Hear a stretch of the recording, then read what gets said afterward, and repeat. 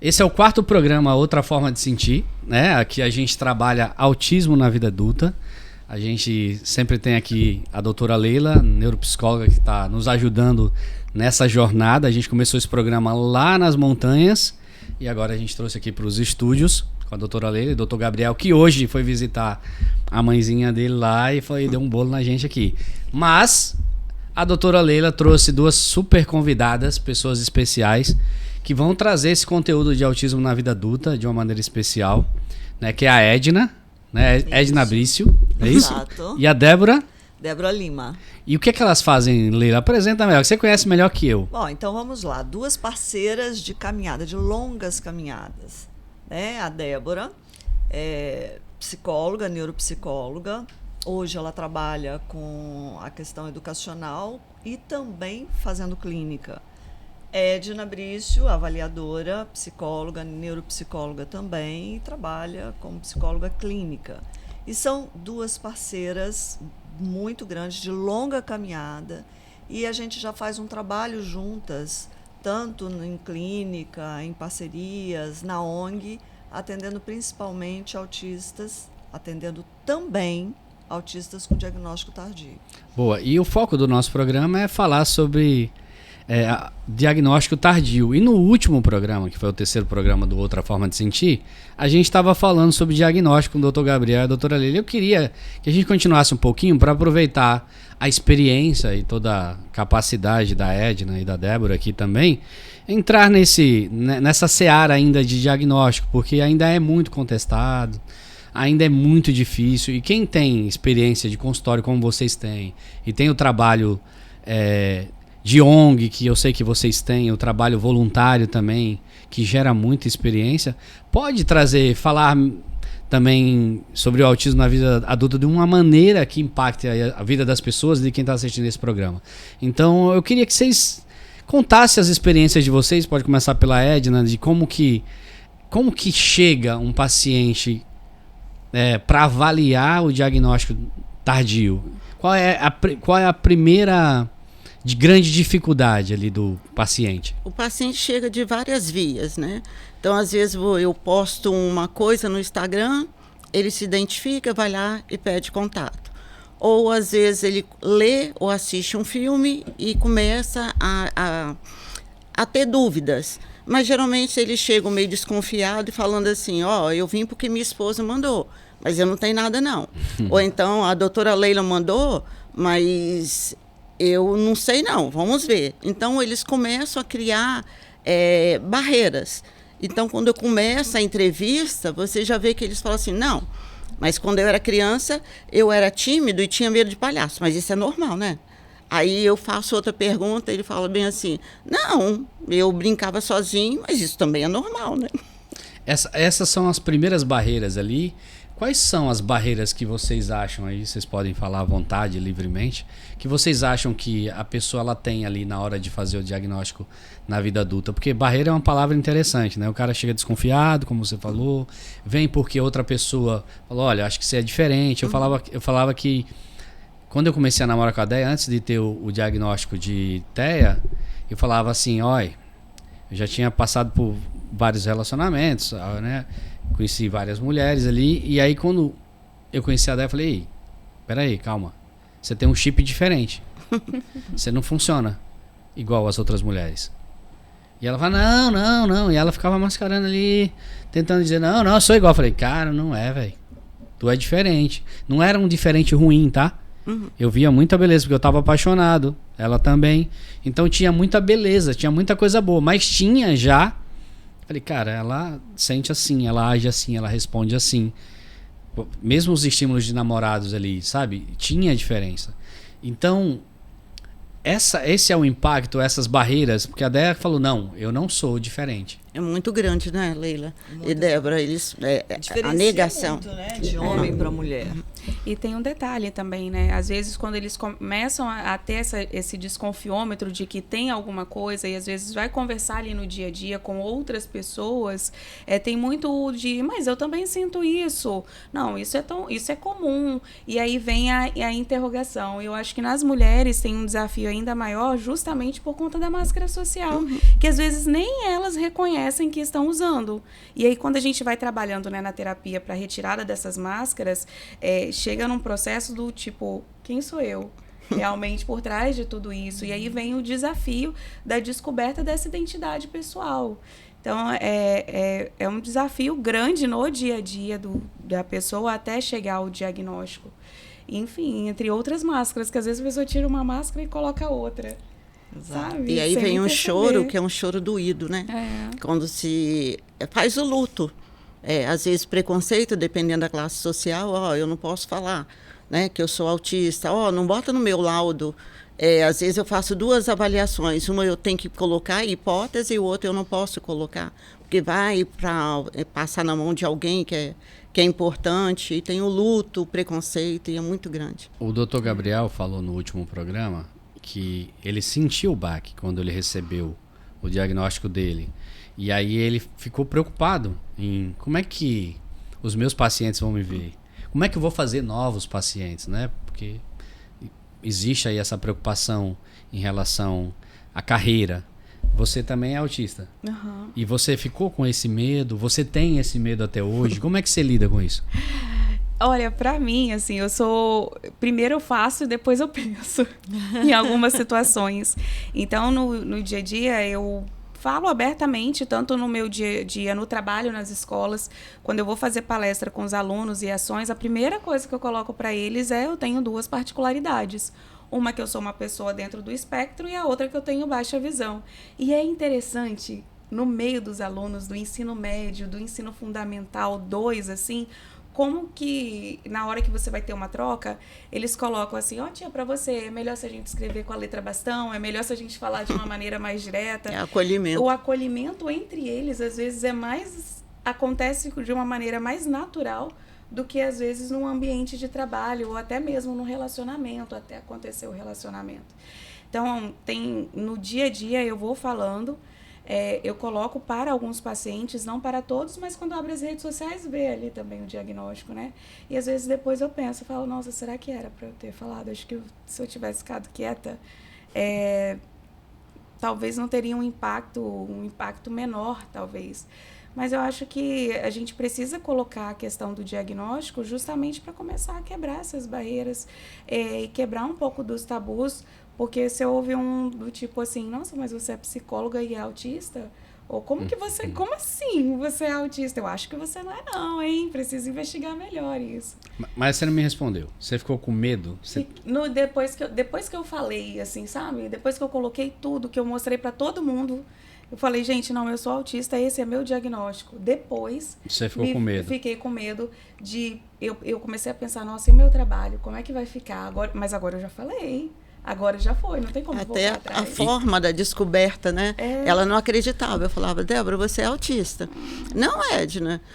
Aí eu, Leila, eu acho que Débora é autista. Eu falei, não, vamos investigar melhor. Aí começamos a investigar até que ela falou, tá bom, eu sou autista. E como que tu lidou com esse medo? O que tu fez para lidar com ele? Ou tá lidando com ele até hoje? Como que é isso? Eu lido com ele até hoje à medida que eu vou entrando nos ambientes novos, assim. Porque, por exemplo, hoje no trabalho, tem horas que eu me pego pensando do tipo, acho que não era para eu ter falado para todo mundo que eu sou autista. Acho que não era para eu ter me colocado na cota de PCD se eu tivesse ficado quietinha. Talvez algumas coisas não teriam acontecido. Mas dá um medo, dá às vezes esse arrependimento, ele acontece, mas eu já falei. Então, assim, e eu estou ali vivendo no dia a dia. E, ao mesmo tempo, você vê que causa um impacto também positivo, porque as pessoas começam a se questionar no que elas podem fazer de diferente na hora de trabalhar com uma pessoa que está dentro do espectro, né? Então, tenho medo. Até hoje tem. Até hoje. Mesmo com as pessoas que já sabem como eu sou lá. Tá com medo aqui? Até aqui, assim, que eu digo, gente, a repercussão que tem. Mas é isso, acho que a gente paga um preço. Mas você é uma mulher livre. Exatamente. Sou. E essa liberdade, ela te protege. Agora, o Gabriel passou por esse mesmo medo, né? E hoje ele falou que mexeu com a autoestima dele. Sim. Uma série de fatores. Mexeu também com a sua autoestima? Totalmente. Mexe totalmente. Porque e é interessante, porque tem o estereótipo esperado do autista. E às vezes eu me pego assim, em alguns momentos, pensando, gente, mas estou fazendo isso, as pessoas acham que o autista não faz isso, então pera lá, que eu tenho que me conter mais um pouco. E aí tem um momento que eu falo, não, ai, gente, vamos seguir a vida.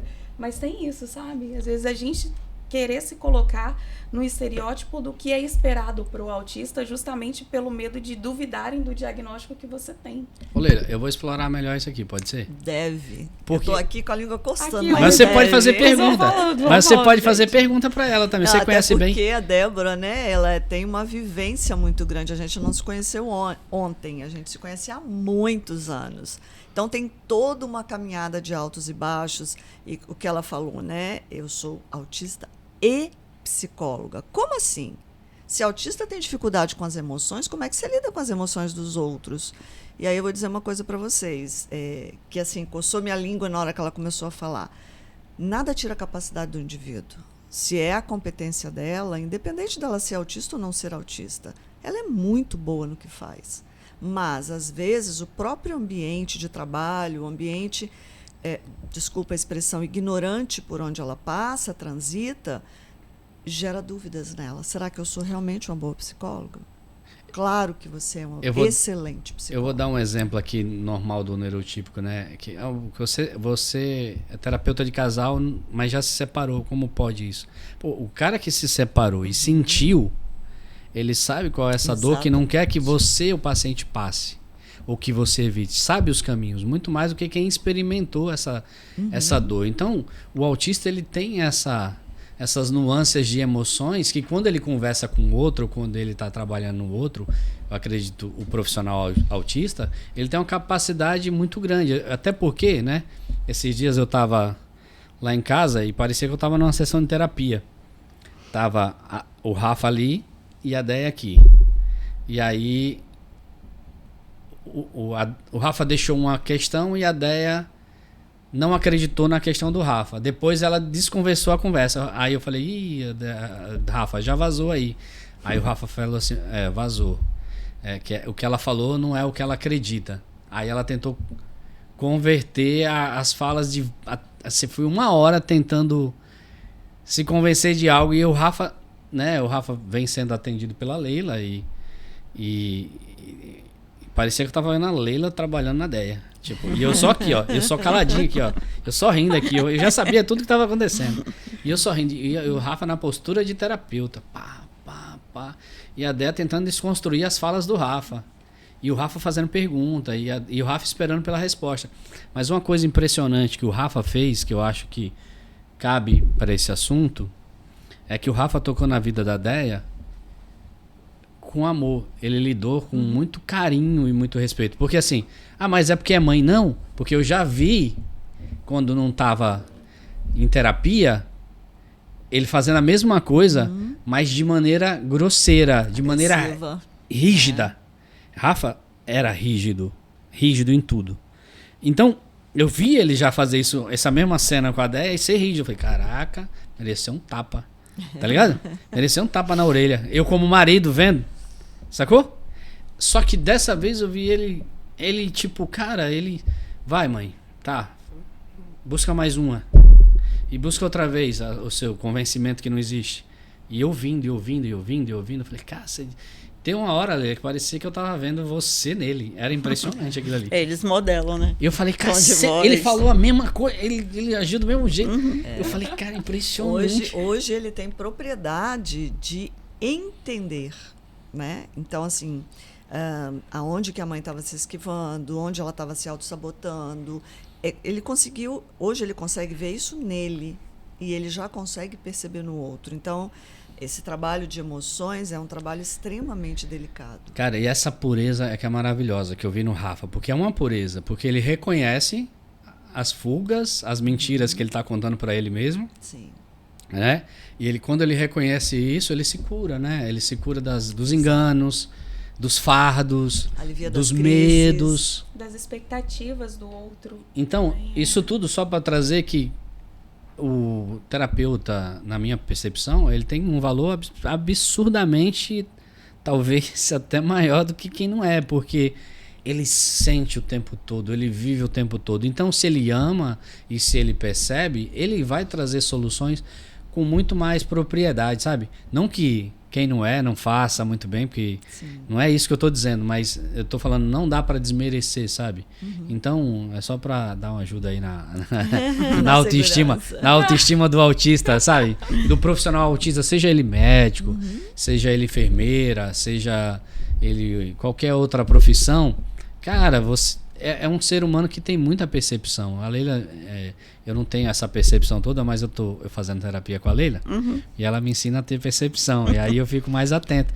E o autista geralmente ele tem, porque ele sente mais. Ele tem a cegueira da rigidez, né? A dureza ali quando não é tratado, né? Ele sofre muito ali, que dá para ver com os excessos todos que ele tem nele, que é ele.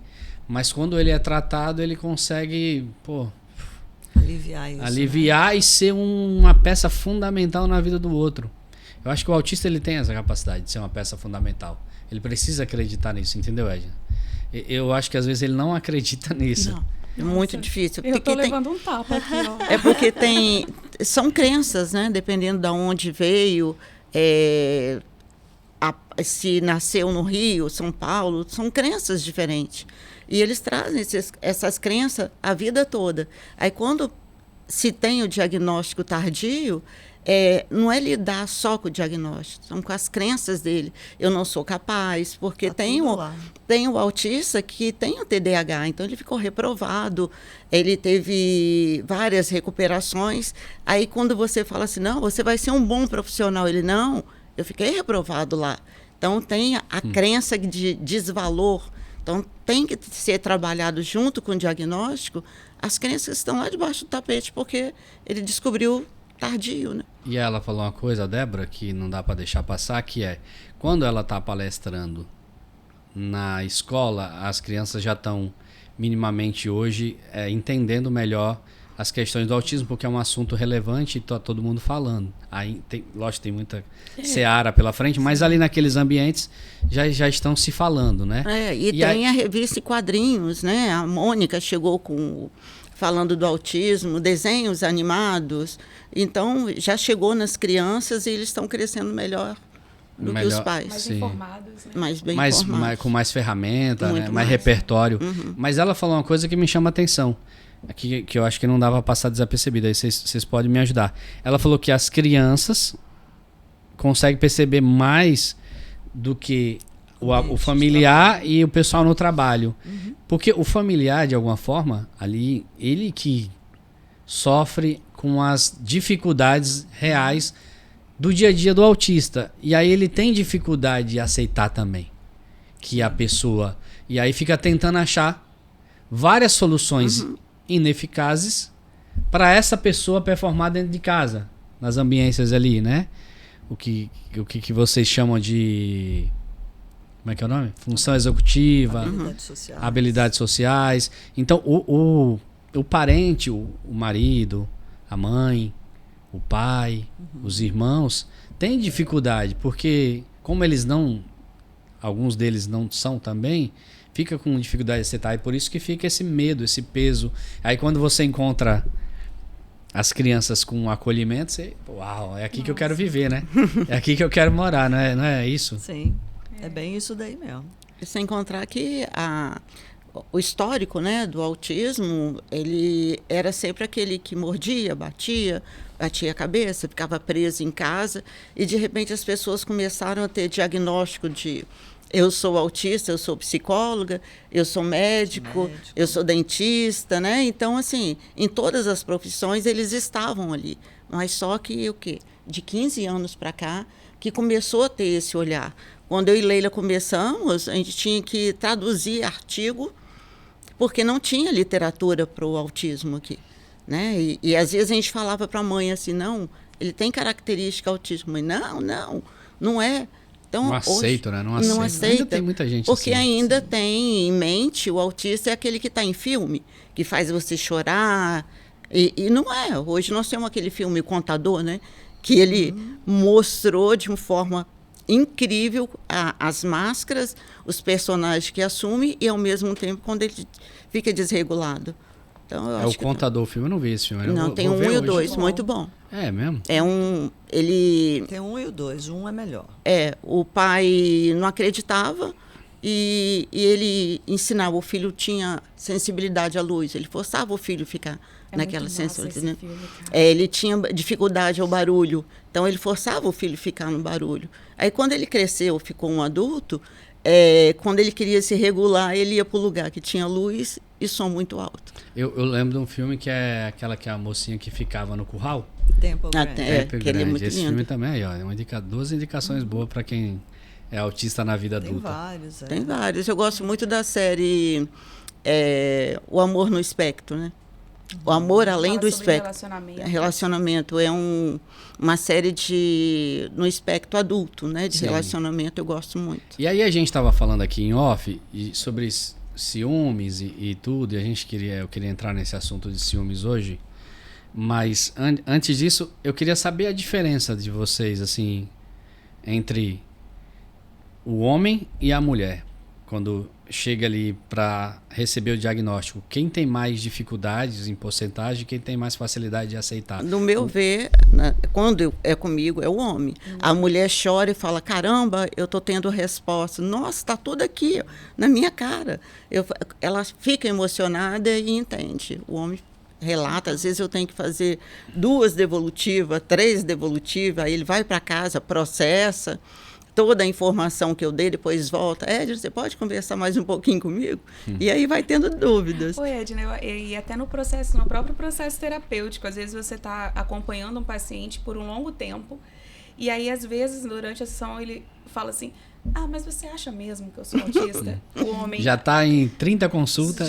Já tem todas as Exato. evidências, já aprendeu a criar estratégias para algumas dificuldades, fala, mas até hoje eu tenho uma dúvida, você acha mesmo? Me mostra.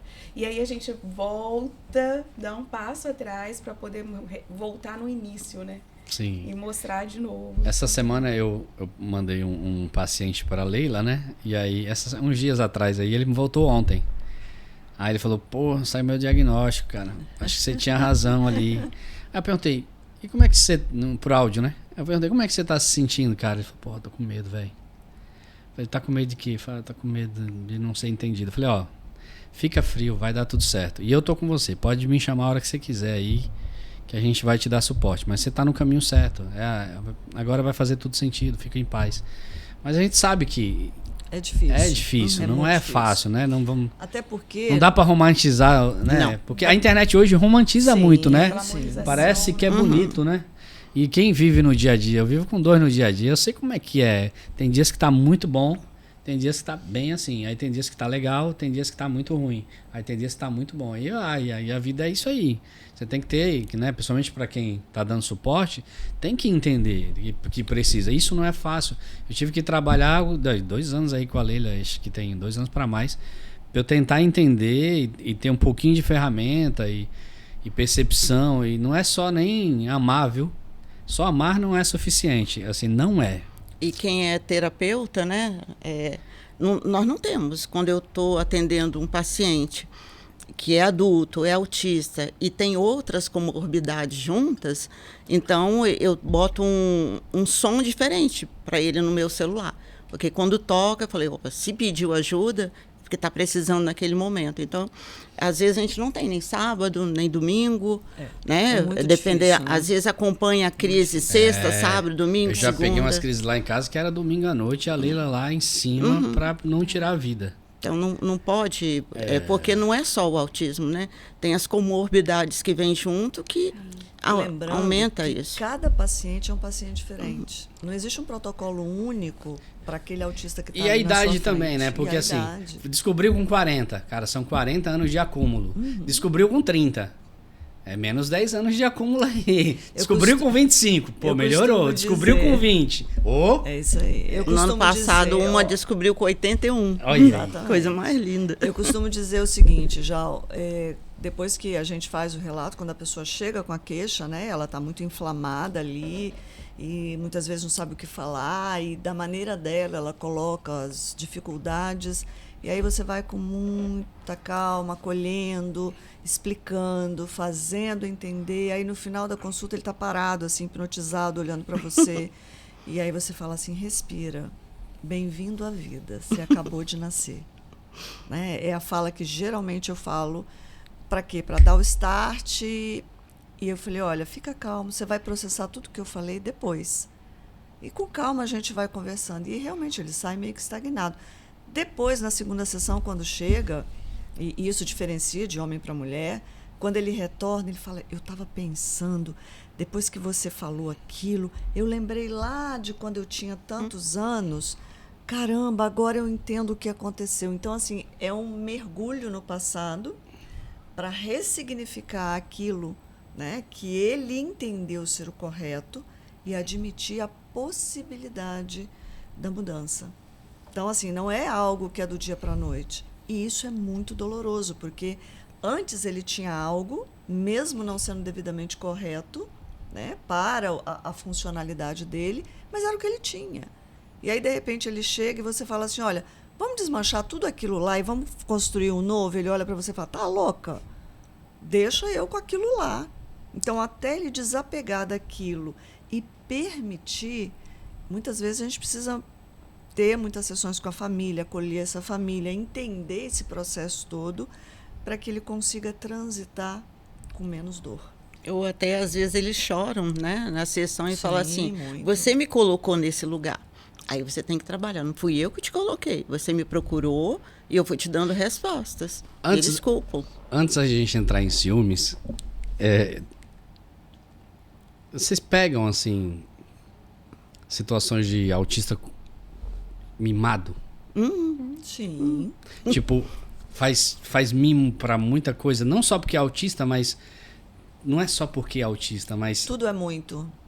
É. E tem os que... Como que desconstrói? A Como é que manipulação desconstrói existe. isso? Como é que vocês Verdade, Consciência. né? Hã? É jogando a verdade. A até verdade. pra- Jogando luz na cara? Porque dói muito.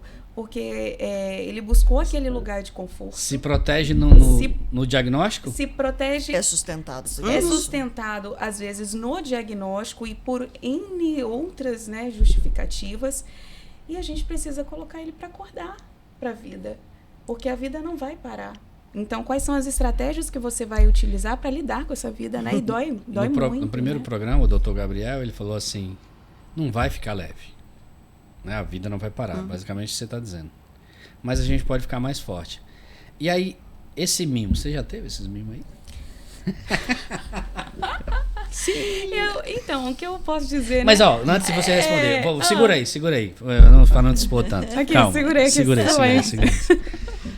Porque a gente tem que avaliar, ô Leila, que, cara, é uma vida toda tentando se encaixar, né, velho? É difícil. Aí quando você quer descansar, quer relaxar, aí é muita falta de acolhimento durante uma vida inteira, não é? Muita Sim. falta de pertencimento. Então, quando você ali descobre, você tenta achar um lugar de segurança, né? E é muito normal isso acontecer, não? Sim. Esse conforto. O que não pode é viver ali, né? Tem Exatamente. pessoas que vivem ali, né? E Tipo sair assim, dali dói, viu? vive ali, Sandra. tipo, eu vou usar uma palavra aqui que parece ruim, mas como é que é a palavra? Se vitimiza. Você acha que tem muito autista que se vitimiza? Sim, até nas redes sociais, nas sessões, quando você vai demonstrando, né, o caminho que ele está indo, ele fala, não, eu faço isso por causa disso. Aí você vai falando, não, você faz porque você está a gente chama de prazer imediato, está na função executiva, controle inibitório. Então, se eu quero um carro, né? Que eu tenho pacientes que, eu quero trocar de carro. Eu falo, mas tem 6 meses que você comprou um. Não, eu já falei com meu pai, eu quero tal carro. Aí, do nada, começa uma febre, uma tosse, começa a ficar mais tempo na cama. Aí a mãe me liga desesperada. Edna, ele não fala. Eu falo assim, tá, eu já vou ligar. Aí eu não ligo. Aí a mãe vai no outro dia e fala, Edna, você ficou de ligar, não ligou? Eu falo assim, pode deixar que eu vou ligar. Porque ele está esperando que eu ligue para eu fortalecer o que ele está sentindo com a mãe. Aí, quando eu ligo, eu falo, vamos primeiro? Toma um banho, senta e vamos conversar. Aí eu começo a mostrar o que ele está fazendo. E isso não é planejado, é de forma inconsciente. Né? Ele nem percebe que isso está acontecendo por aquilo. Não, ele só quer pelo o desejo. Carro, não é pelo carro. Não, ele quer o carro. Sim, aí, mas ele já entrou aqui, ele nem lembra mais que é pelo carro, não lembra. Não, porque você vai mostrando, aí tem hora que eles acham graça, né? Aí eles começam assim, nossa, eu fiz isso. Que feio, né? Que feio. Eu tenho um que fala assim, caramba, Edna, que feio, né? Eu falei, muito feio. Em julho, junho, nós fomos num congresso muito interessante lá em Fortaleza, e um dos médicos, né, palestrantes, ele trouxe essa percepção de que nós precisamos tomar muito cuidado em como nós cuidamos e de alguém que recebe um diagnóstico independente da idade, porque a chance dessa pessoa crescer e se colocar no papel de vitimismo, ela é grande. Então, a gente precisa da habilidade de autonomia e de enfrentamento com a vida, porque a flexibilidade cognitiva, ela já é mais reduzida, né? Tem uma dificuldade aí maior da flexibilidade. Então, à medida como você vai dando as ferramentas para essa pessoa, tipo assim, né? Uma linha tênue entre a autonomia e o local do vitimismo. Então, é muito cuidadoso. Ele trouxe essas evidências que eu fiquei pensando muito sobre isso. Não é fácil perceber isso. Não, e às vezes é assim... Por isso que terapia. Para entender o paciente, conhecer a história toda, né? Exato. Não dá para só conhecer a partir do diagnóstico, né? Porque também isso está ligado a uma história todinha, várias cargas sensoriais, emocionais... Sim. A história da pessoa, cada um desenvolve dores. O adolescente que ele manipula mais, né? Eu estou atendendo uma tem 2 meses. Aí a mãe falou, Edna, eu faço tudo por essa menina. Eu não deixo ela jogar o lixo fora por causa da sensibilidade. Aí, quando chega na terapia, eu falo, você joga o lixo fora? Ela falou, eu descer no condomínio, um monte de gente lá embaixo. Então, ela não joga o lixo por causa da sensibilidade ou nojo. É porque ela está com vergonha de quem está lá embaixo e vê ela passando com a sacola de lixo. E a mãe vai acolhendo, e ela vai aceitando. Se eu fizer isso, eu vou ter esse ganho. Se eu fizer isso, e aí vai. Eu conheço essas histórias todas. Assim. Mas... Tá vendo? Hoje a gente pegou aqui as pessoas aí que ficam de mima e de vitimismo, né? Se você tiver coragem, você vai se avaliar, vai se perceber e vai dar crédito pra gente. Mas falando de ciúme, quem tem mais ciúmes ali no TEA? O homem ou a mulher? Assim, quem espana mais? Eu, assim, dos meus atendimentos, cada um é diferente. Os homens são mais intensos, são mais controladores. Né? Onde você está, com quem você está, me fala quando chega, me fala quando vai sair, é um controle muito grande. E quando não tem esse controle e ele não consegue lidar com isso, vem uma frustração muito grande. E aí ele fica vulnerável no relacionamento. Tá, e aí essa frustração acaba trazendo um pouco de agressividade? Agressividade, às vezes, muitas vezes verbal. Mas pode acontecer de outra forma. Mas aí e como o autista, eu brinco que o autista tem setas, né? Na fala dele, ele tem seta, porque ele vai lá aonde ele quer ferir. Então, ele sabe aonde machucar e faz a outra sofrer. Eu falei que eles têm setas, vão lá no coração. Isso é impressionante, você está dizendo, porque isso é incrível. O que parece realmente que ele tem caixas guardadas de várias coisas que nunca foram esquecidas. Que são as setas que você está dizendo. Sim. Aí, e o autista ele tem uma capacidade absurda de argumento. Eu não sei se é os dois lá em casa. Os dois são iguaizinhos em termos de argumentação. Sentar na mesa para me pôr no bolso é assim, eu já percebi. Hoje, Eu já sei como não entrar no jogo, porque se eu entrar no jogo, eu perco. Eu nunca vou ganhar.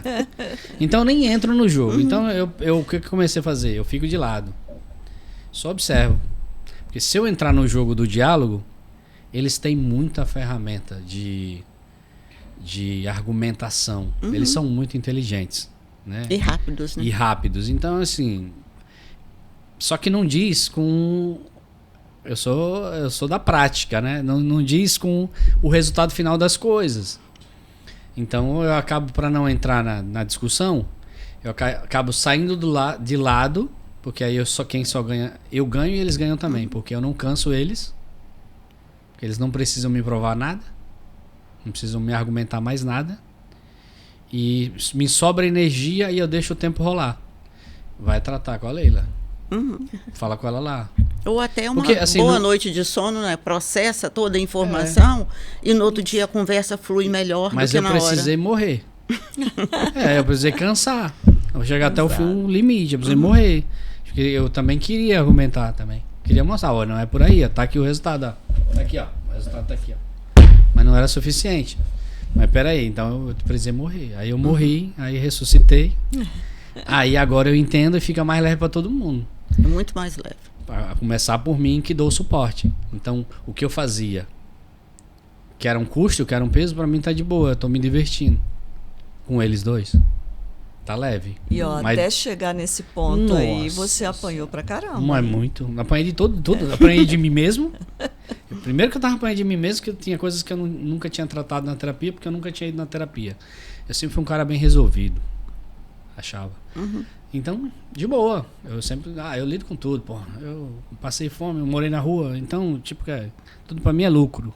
Só que não é bem assim, né? Tem dores que são mais profundas, né? Do que passar fome. Eu falo que são tatuagens, né? São tatuagens que a vida vai dando e tem hora que você mexe lá naquela tatuagem. Tem dores que são mais profundas do que morar na rua. Eu quero deixar isso registrado aqui porque é importante. Olha, então, tem dores que são mais profundas do que morar na rua. Mas eu já morei na rua. E tem dores que são maiores. Então, assim, é importante. Aí eu fui aprendendo ali. Não tem muito tempo. Eu desconstruí muita coisa. Tem uns 3 meses aí pra cá, cara. Assim, eu tava carregando um monte de mala e de dores, assim, de 3 anos, de 10 anos, de 15 anos, de 17 anos, de 20 anos, de 32 anos. E quando eu fui lá, não tava sobrando nada de mim, não. Eu falei, caceta, tava assim mesmo, velho. E olha só, a gente se conhece há tanto tempo e você só permitiu isso há 3 meses. Há 3 meses. Tô 2 anos. Mas é que eu acho que na terapia, eu tava fazendo terapia pra eles. Pra entender o autismo, sacou? É sempre assim. Então, tipo, eu falei, eu tô aqui pra ajudar eles, vamos, o objetivo aqui é esse, não é esse. É um time aqui pra achar um processo onde vai ficar mais leve pra todo mundo. Então, pra mim, tá de boa. Se eles melhorarem, eu vou melhorar, eu tô de boa. Só que não, tinha processos em mim que atrapalhavam o processo deles, pô. E aí eu falei, caceta, cara, eu tô amarrando o jogo todinho, velho. Sou eu que tô segurando eles aqui em algumas coisas, né? Não em tudo, mas tinha coisas que era eu que tava amarrando. E é interessante você colocar, Jal, porque num relacionamento a 2, quando o homem ou a mulher é autista, ou os dois são autistas, na terapia de casal, isso é muito delicado, porque você teve a maior paciência de querer entender o processo e fazer parte dele. Mas algumas pessoas, na terapia de casal, eles não querem fazer parte disso. Cansou, né? Cansou, ainda mais se tiver filhos, né? A preocupação maior são os filhos. Não, já está velho, ele tem que aprender. Ou ela, até hoje, ela não faz isso ou aquilo. Então, é muito delicado você fazer a reconstituição do casal para que eles se olhem diferente e se permitam continuar de uma outra maneira, sentir diferente, né? Outra forma de sentir a vida que eles têm até aquele momento e a vida que poderão ter. Sim. Porque às vezes, na grande maioria dos casais que eu atendo, eles se amam, mas eles têm uma dificuldade imensa de conviver. No dia que eu fui palestrar na ONG lá, no projeto de vocês, depois vocês falam do projeto, falam dos treinamentos, aproveita e já fala agora. Sim. Mas no dia que eu fui fazer lá a palestra com a Deia, e a gente estava falando sobre as nossas agonias da vida e as nossas dores, Quando eu desci lá embaixo, tinha vários casais chorando, se identificando, né? Porque é duro para todo mundo. E que chega uma hora que quem tá dando suporte ali no casal tá esgotado, tá sem nada. E precisa de um novo entendimento, uma nova ferramenta. Precisa se permitir para isso. Porque se não se permitir, você não vai se ajudar, vai ficar mais... Desiste, e desiste de uma coisa que poderia ser boa. Sim. E às vezes desiste de você mesmo também. Ou já desistiu de você mesmo, né, do próprio relacionamento. Então é importante buscar a pessoa, tirar o que a Leila me ensinou a fazer. Tirar o olhar dela. Tira o olhar daqui. Põe o olhar para você. Vai fazer alguma coisa que você gosta ali, faz aquilo. O autocuidado. Tenta se achar ali. E aí, quando eu fui fazendo isso aos pouquinhos, porque isso também não é do dia pra noite, tá? Não é? Eu entendi e vou fazer. Ela tá falando pra mim isso desde outubro do ano passado, eu acho. No meio do ano passado. É pra vocês, tem que fazer isso, tem que ir na praia. Isso aqui. Porra. Mas esse canhão todo que tá acontecendo aqui? E esse turbilhão todo aqui? Eu vou deixar tudo aqui? Vai explodir isso aqui, porra. E aí, pá, aí você vai. Aí... Você que está causando o turbilhão, porque você também está pesado, sua energia está pesada, né? Por mais que você não fale, mas você respira, você suspira, né? Por mais que você não diga, mas você está sentindo a dor, da dor do outro, ou da insatisfação do outro, ou da somatização de tudo isso, que é uma bomba, né? A verdade é essa. E aí você tem que ir na terapia ali, talhando, tirando toda somatização para você ficar leve, para tentar se cuidar e cuidar do outro, porque se não se cuidar, como é que cuida do outro? Exato. E aí quando a pessoa tô até bronzeado, você viu? Quando a pessoa adulta fala assim, autista, né? Olha, é um sofrimento, e é mesmo, mas o sofrimento também é de quem está do lado, né? É agoniante. Que nem sempre é olhado, nem sempre é visto, nem sempre é entendido. Eu tenho que entender do autismo, sim, mas o autismo também tem que entender de mim, que Isso eu aí. não sou autista. Eu comecei a fazer um processo lá em casa de, olha pelo meu ângulo agora. Então, tem palavras ainda, meu jeito de falar, que encavala na conversa. Chega uma hora que a Déia não me ouve mais. Então eu posso falar, e aí ela entendeu isso. Então ela já fala, olha, daqui pra cá não dá. Entrou uma pedrinha aqui no meio e eu não consigo. Aí eu falei, então vamos tirar a pedrinha. Só que para tirar a pedrinha tu precisa olhar pelo meu ângulo. Se tu não vê o meu ângulo, fica muito difícil, porque eu preciso ser visto nessa conversa. Você precisa entender por que eu cheguei nessa fala. Você não deixa eu terminar uma fala. Deixa eu terminar, e aí a gente tira essa pedra e você continua. Entende? Então, mas achar isso é porque ela também é uma mulher muito inteligente e tem uma capacidade absurda. Eu estava pensando nisso agora, que a questão da vontade de querer ver o outro e a parte da inteligência, e quando eu falo de inteligência, não estou falando de QI, né? Mas a inteligência emocional de saber olhar para o outro e dar essa oportunidade são para poucas pessoas. Exatamente. Tem gente que faz isso em 3 sessões. Tem gente que está lá 2, 3 anos e não consegue ainda. Eu venho vendo que para chegar nisso demorou aí uns 3 anos também. Eu falo que é inteligente porque tem argumentação. Mas como eu aprendi a não argumentar mais, então não tem mais o que ganhar. Não tem mais como ganhar de mim. Assim, com todo respeito. Entende? Não tem mais como levar adiante uma conversa onde eu vou parar. Parei. Beleza, me diz aí agora. Vamos tirar a pedra? Eu só tenho isso aqui pra te entregar. Eu não quero mais convencer. Então ficou mais fácil pra mim, entendeu? E eu acredito que pra ela também. Com certeza. Então, mas, cara, demorou um caminho danado. E acompanhado. Toda semana com a Leila. Às vezes 2 vezes por semana. Foram várias fases, né? Se você olhar para trás, as fases foram se desencadeando. Fala pra elas como que era. Como que eu chegava. Quando era nós dois, você chegava. E aí, Leila, tudo bem? E aí, Leila, tudo bem? Tudo bem, Jó, e você? Não, de boa. E você, como é que tá? Tô bem, Jó, mas e você? Não, Ela fala, de me boa. conta aí de você, boa. me conta aí, como é que foi seu Você, dia? Ele empurrava a bola pra mim. É. Me conta aí de você, como é que foi seu dia? Ele foi ótimo, e o seu, João, como foi? Não, de boa, tudo bem. Estratégia. Né? Então, olha tipo, só, esquiva. Tudo bem. Tá vamos jogando lá. quase No seu tempo. tênis. Mas Pro lado, pro outro. porque não era sobre mim, eu tava lá mas ela tentava puxar pra mim, e eu não entendia, mas eu também não entendia, tá? Você estava bem vetado. O foco seu era a Déia e o Rafa. A Déia e o Não Rafa. era sobre mim, me abrir, não tenho medo de me abrir. Pô, se eu tivesse tido um outro caminho antes, eu já tinha feito, eu acredito. Aí você já Mas estava com as suas construções prontas, edificadas, e aí eu não preciso. Então, tipo assim, é assim, ó, outra forma de sentir, beleza? Por que outra forma de sentir? O nome do programa que a gente escolheu. Porque exatamente isso, eu vivi 30 e poucos, 40 anos, 38 anos, sentindo de uma forma por uma pessoa, ou outras pessoas. Na hora que entrou um chip diferente, Bagunçou tudo. bagunçou tudo. Eu falei, porra, peraí. A ponto de eu começar a olhar e falar, peraí, aí, será que eu sou narcisista? Porque eu também não entendi. Ó, eu preciso contar isso aqui. Eu não entendia que... Eu nunca tinha...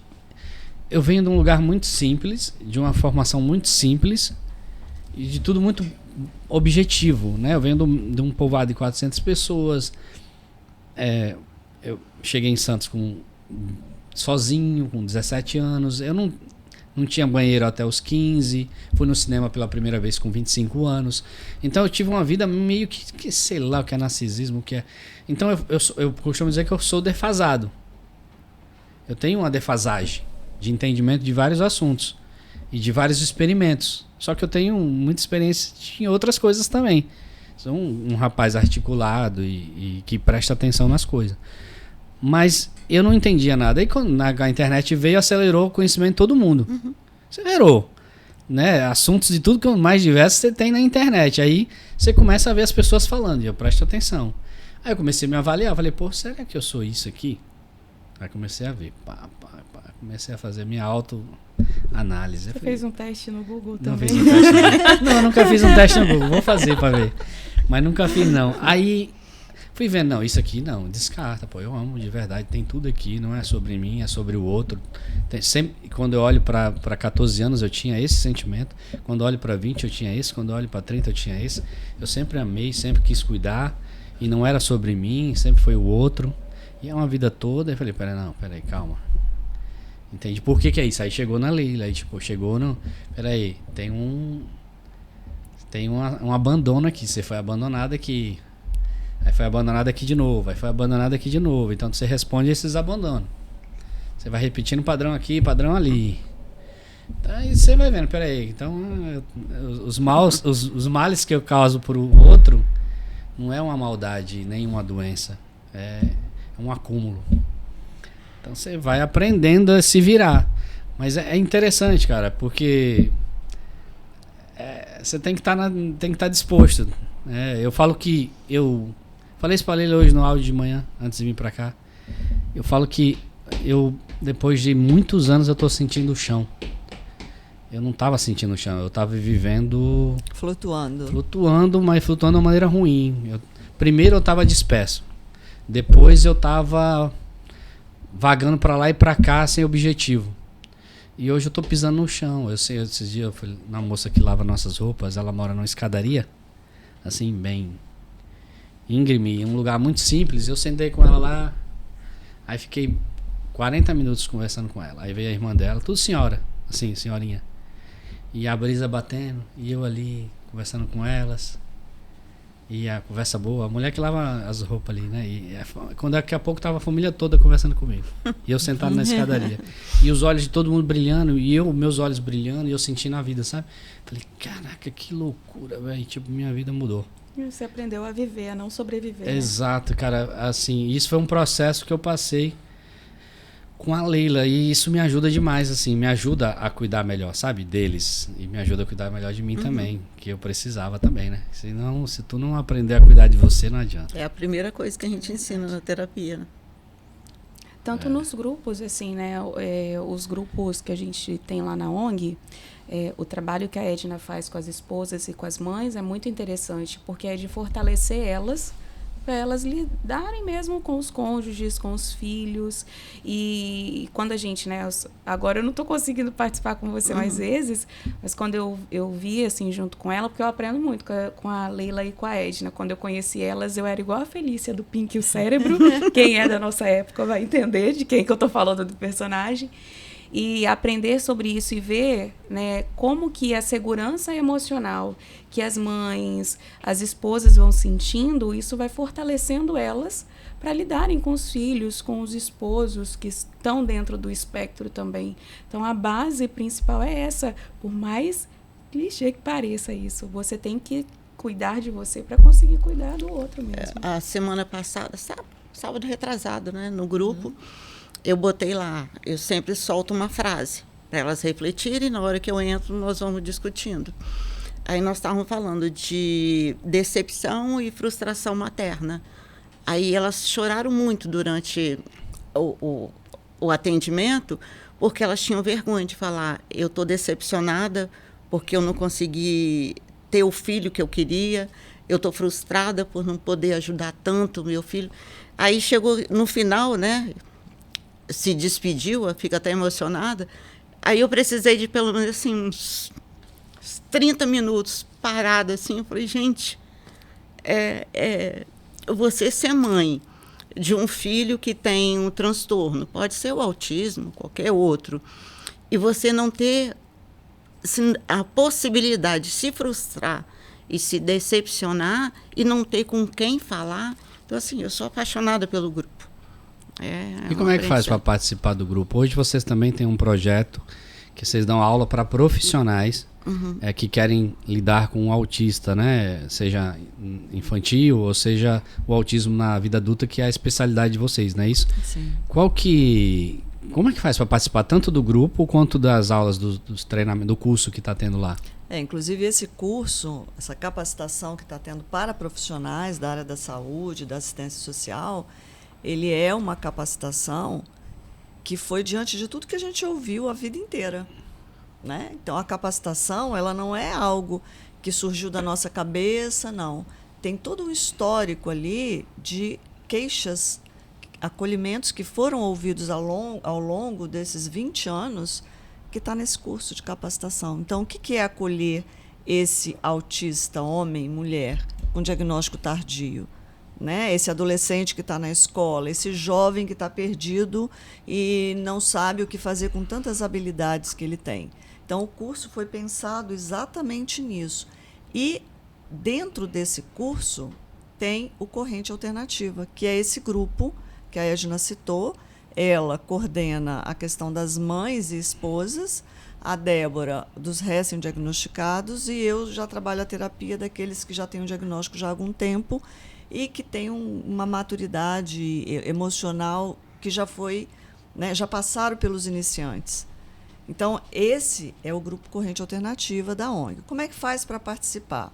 Tem todo um processo, né? Primeiro, você tem que ter, você pode ter algumas desconfianças, você pode ter o diagnóstico, entra em contato com a ONG, procura, marca um atendimento, que geralmente uma de nós vai estar lá para atender, e a gente vai fazer a leitura de onde que se encontra esse indivíduo. Qualquer pessoa pode entrar no grupo? Não. Tem pessoas que ainda não estão prontas para frequentar o grupo. Então, elas têm todo um processo para que elas entendam para integrar. Até para as pessoas grupo. do grupo ficarem à vontade. Exatamente. Também, né? E é o espaço deles, é o espaço que eles podem ser eles, do jeito que eles são, sem máscara. Eu participei umas 2 vezes lá na online, né? E foi muito bom para mim, porque você sai um pouco da sua... Sim. E você começa a aprender por outro ângulo, por outro olhar, porque tem menos somatização, né?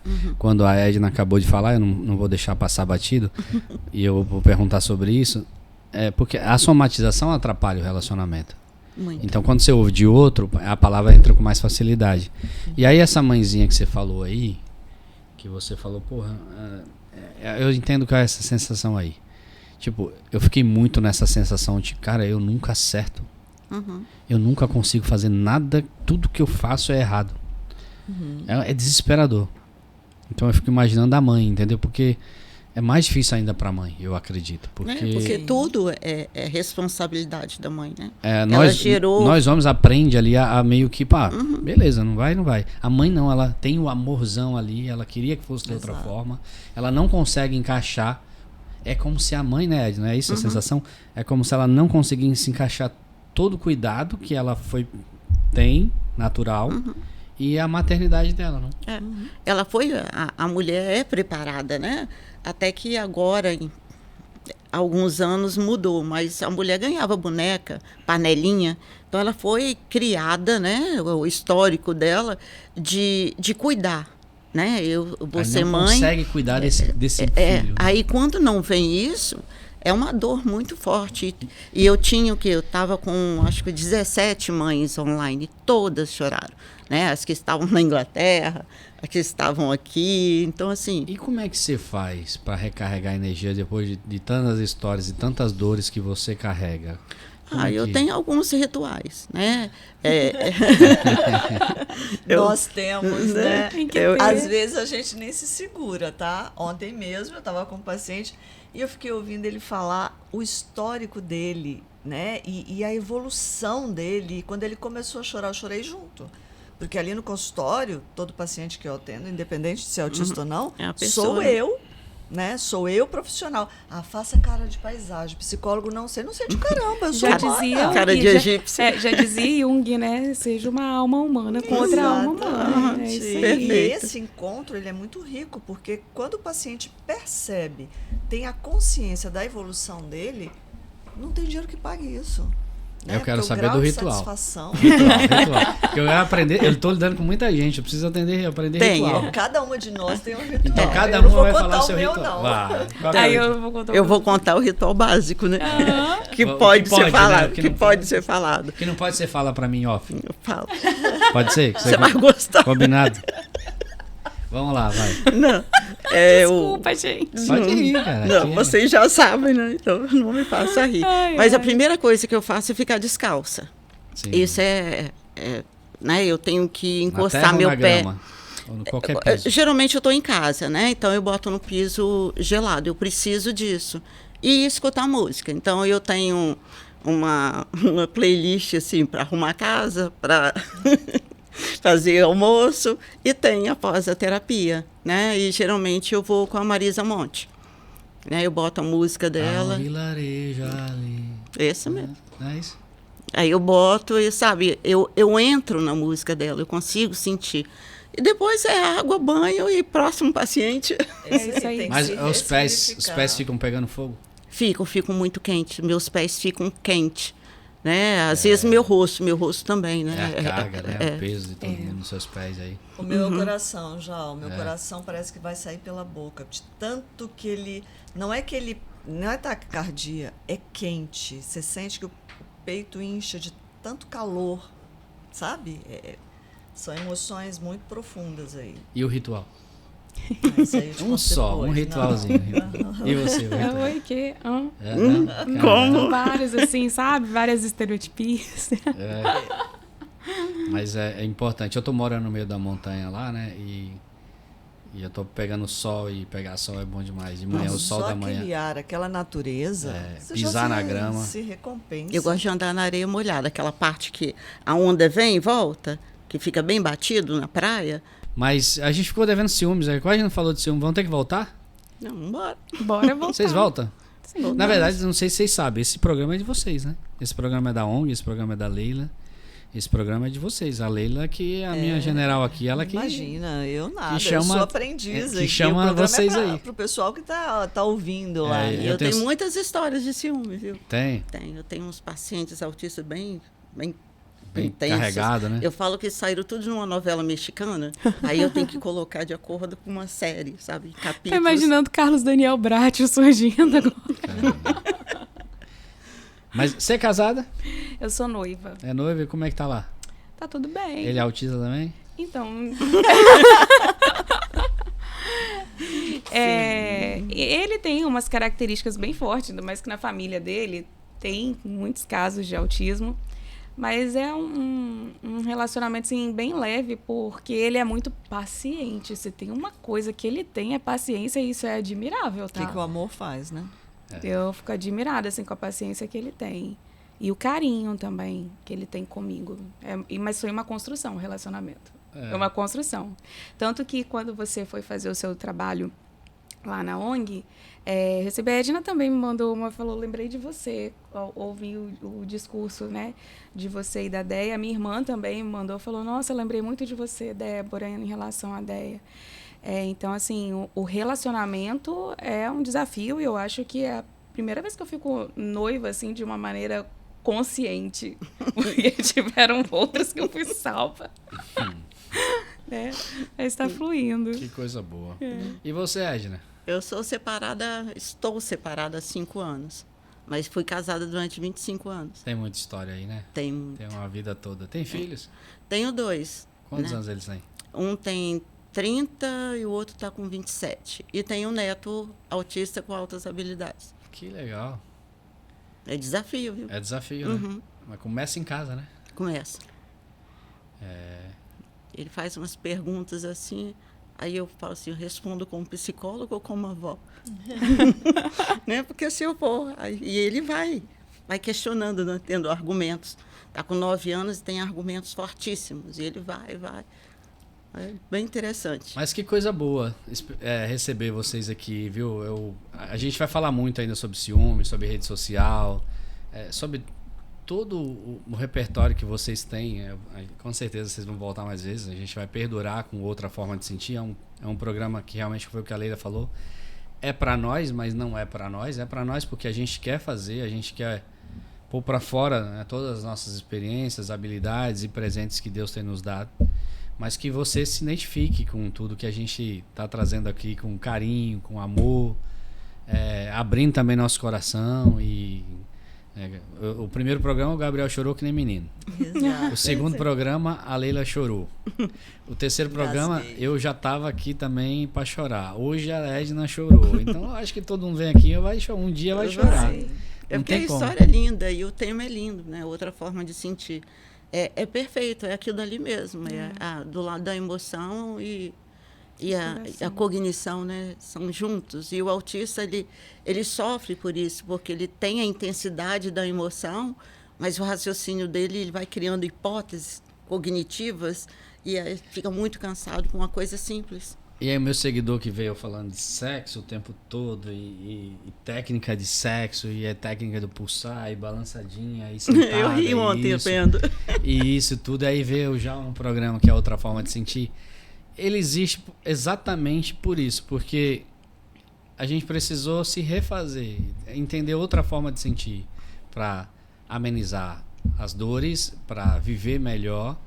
E outra forma de sentir, se você me perguntasse, há 3 anos, se eu estaria aqui em Vitória, com 3 neuropsicólogas falando sobre esse assunto, eu nem sabia o que era autismo. Assim, eu era leigo total, assim, nem criança eu percebia. Então, assim, nem nível 3, como se for dividir nível, eu tinha percepção.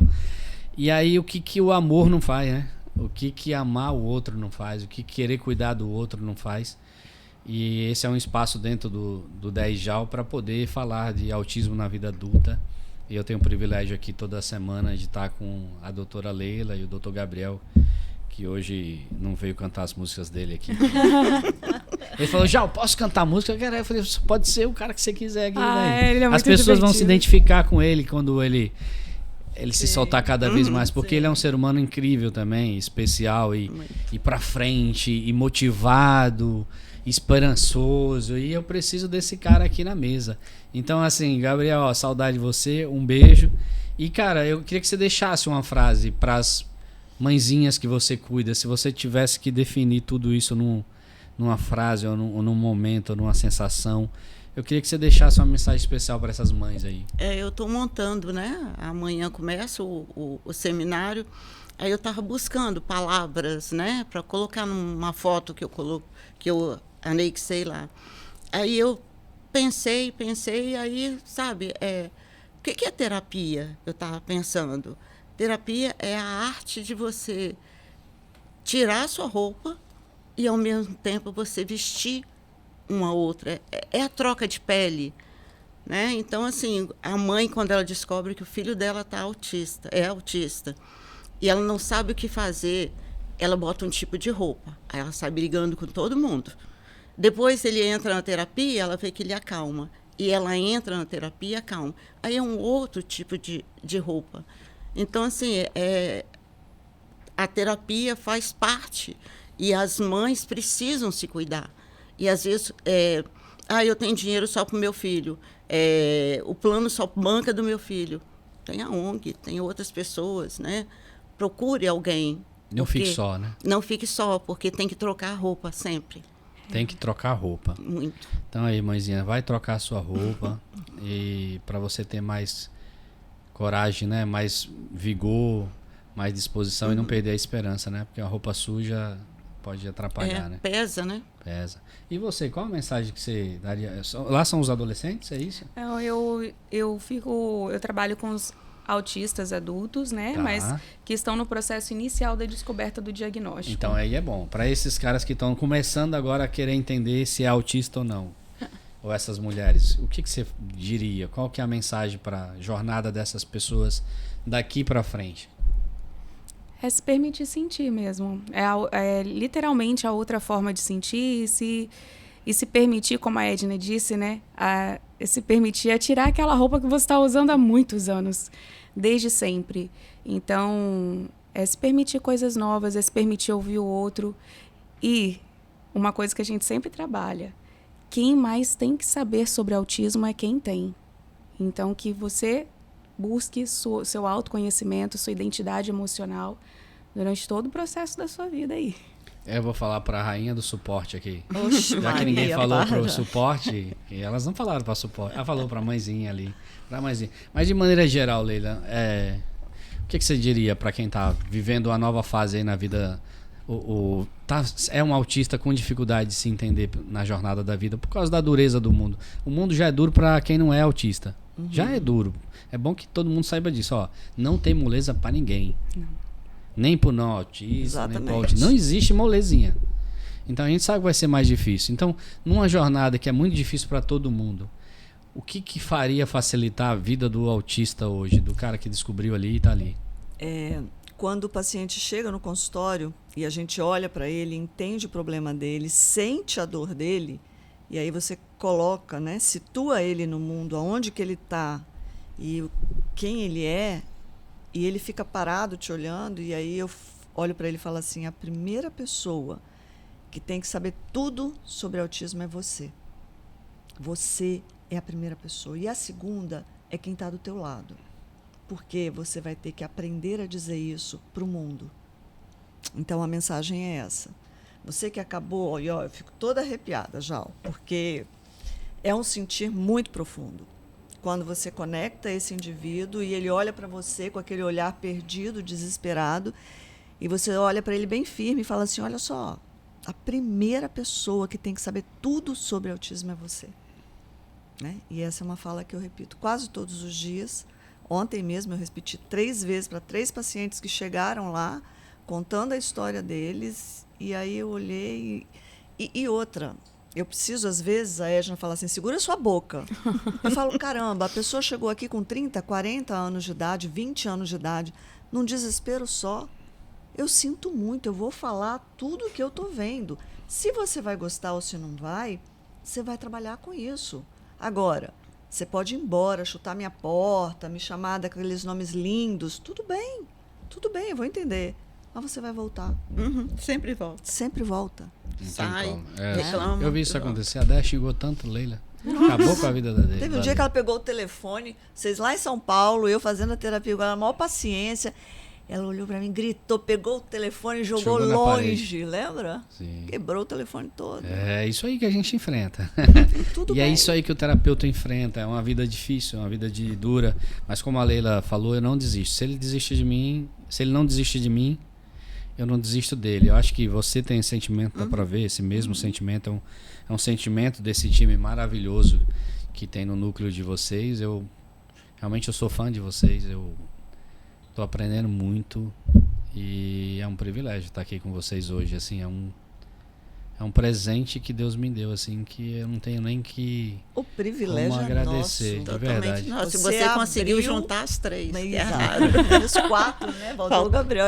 Você precisa ver contar os 4 juntos. Não dá Não, certo. eu quero loucura. almoçar com vocês. Pô, eu quero almoçar com vocês. Se você conseguir almoçar, né? Você vai mais rir do que comer exato. alguma coisa. Eu não vai nem conseguir comer. Eu Gabriel, acredito. ele me promete as coisas, aí ele manda áudio assim: ó, não esqueci não. Calma aí que eu vou passar aí, tá? Eu fico sentadinho lá assistindo minha série, porque ele falou: caramba, eu ativo. esqueci de novo. E é isso aí, ó, gente. Obrigado pelo carinho. Obrigado, É, você E que até o agradece. próximo programa. Semana que vem. A gente tá toda semana aqui com vocês. E até o próximo programa. Outra forma de sentir. Tchau. Um beijo para todos vocês. Tchau. Beijo, Tchau, tchau. obrigada.